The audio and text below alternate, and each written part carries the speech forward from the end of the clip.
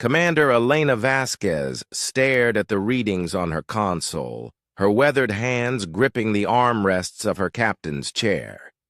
The quantum field generators hummed with an energy that shouldn't exist, creating ripples in space-time that defied every law of physics the Galactic Council had deemed immutable.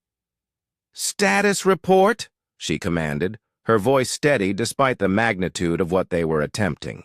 "Dimensional anchors holding steady at 97%, called out Lieutenant Chen from the engineering station.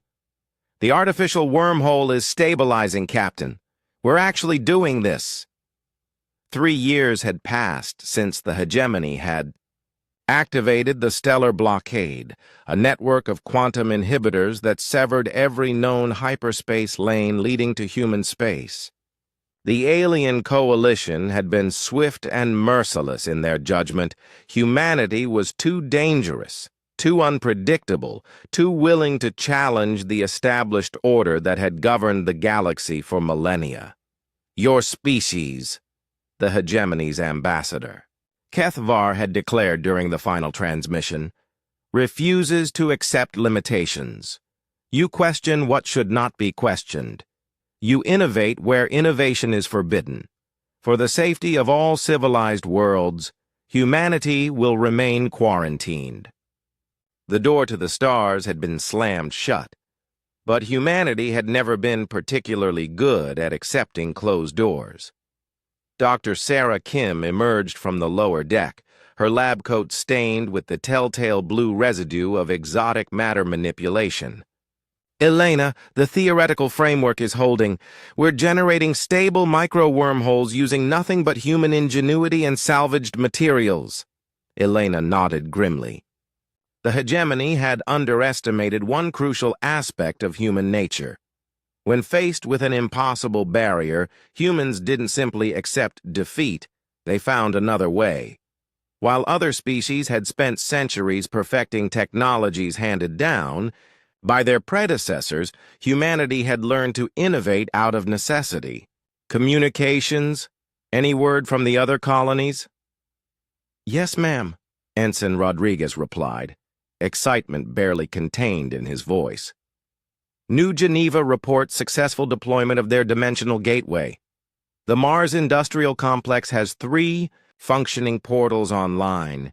Even the mining stations in the asteroid belt have managed to jury-rig their own versions." Elena allowed herself a small smile. Across human space, on every world and station, the same impossible project had been undertaken, simultaneously. No grand coordination, no central planning, just humans doing what humans did best, solving problems through sheer bloody-minded determination. The breakthrough had come from an unlikely source.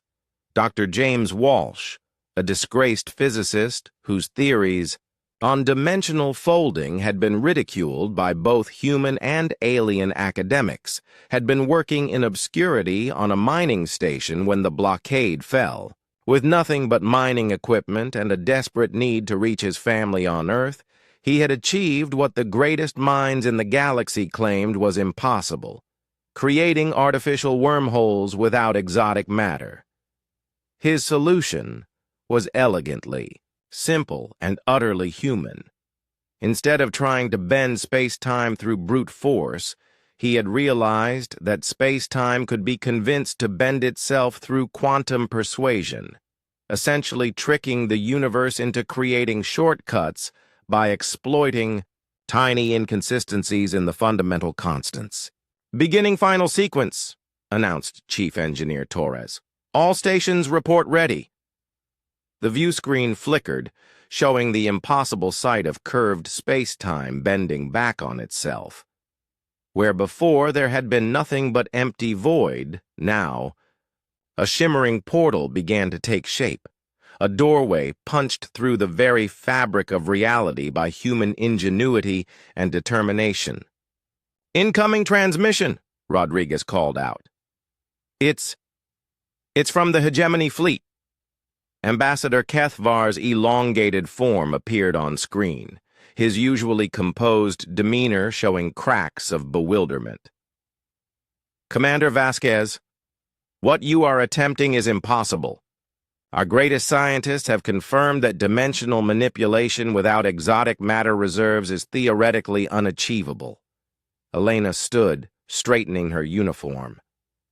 Ambassador, with respect, your scientists have been working within established parameters for too long. Humans don't have that luxury. When you locked us away, you forgot something important about our species. And what is that? Kethvar's voice carried a mixture of curiosity and dread. We're very good at breaking things that are supposed to be unbreakable. Elena gestured to the view screen, where dozens of similar portals were now visible, each one representing a human colony that had refused to accept isolation. You shut the door to the stars, Ambassador, so we built a new one. The first ship emerged from the portal, a sleek human frigate that shouldn't exist, traveling through space-time in a way that violated every principle the hegemony held sacred. Then another appeared, and another, until the void around the hegemony. Fleets swarmed with vessels that had found their own way to the stars. This is impossible, Kethvar whispered. No, Elena replied, her voice carrying the weight of human determination. This is humanity. You tried to contain us, to limit us, to force us into your idea of what an advanced civilization should be. But you forgot that humans don't evolve to fit their environment. We evolve our environment to fit us.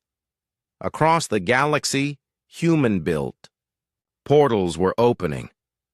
Trade routes that had been severed were reconnecting. Families separated by the blockade were reuniting. And most importantly, humanity was once again reaching for the stars with hands that refused to be bound. The hegemony had learned a valuable lesson about humanity that day. When you close a door on human ambition, humans don't simply knock politely and wait to be let in. They blow up the wall and build their own door, and they invite themselves in for dinner.